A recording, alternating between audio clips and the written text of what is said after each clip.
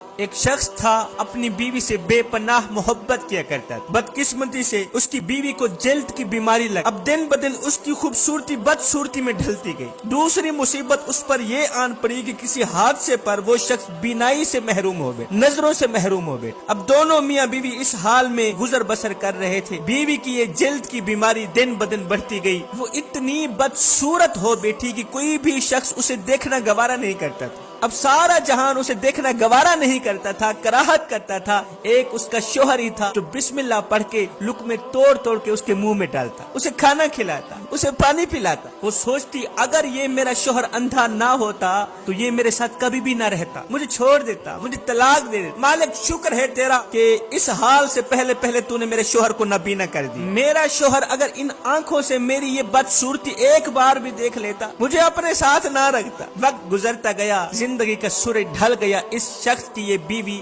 فوت ہو گئی، اس کا انتقال ہو گیا۔ اس کی جدائی میں، اس کے صدمے میں شوہر نے اپنا سب کچھ فروخت کر دیا، یہ شہر چھوڑ کر دوسرے شہر جانے کا فیصلہ کیا۔ جب دوسرے شہر جانے لگا تو کسی نے راستے میں آواز لگائی، او اندھے، او نابینے، اب تک تو تمہاری بیوی تمہاری آنکھیں بنی ہوئی تھی، وہی تمہیں پکڑ پکڑ کر چلاتی تھی، کھلاتی تھی، پلاتی تھی، اب کون تیری فکر کرے گا؟ اب اکیلے کیسے رہو گے او اندھے؟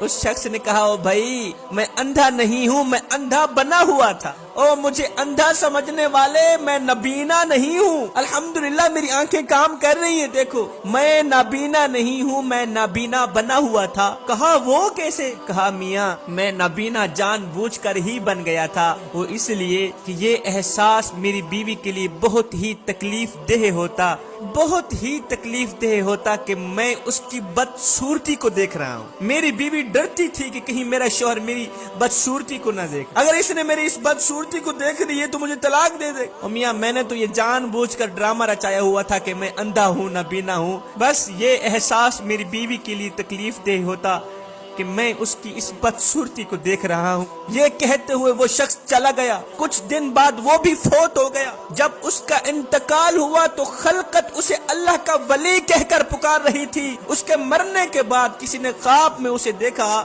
کہ وہ شخص جنت کی وادیوں میں گھوم پھر رہا ہے، جنت میں ٹہل رہا ہے۔ کسی نے پوچھا، او میاں تو جنت میں کیسے چلا گیا؟ کہا ایک عمل کی بدولت اللہ نے مجھے بخش دیا، میرے تمام گناہوں کو بخش دیا۔ کون سا عمل تھا؟ یہ وہ والا عمل تھا جو میں نے بیوی کا دل نہیں توڑا تھا، بیوی کو وہ تکلیف نہیں دی تھی کہ میں اس کی بدصورتی کو دیکھ رہا ہوں۔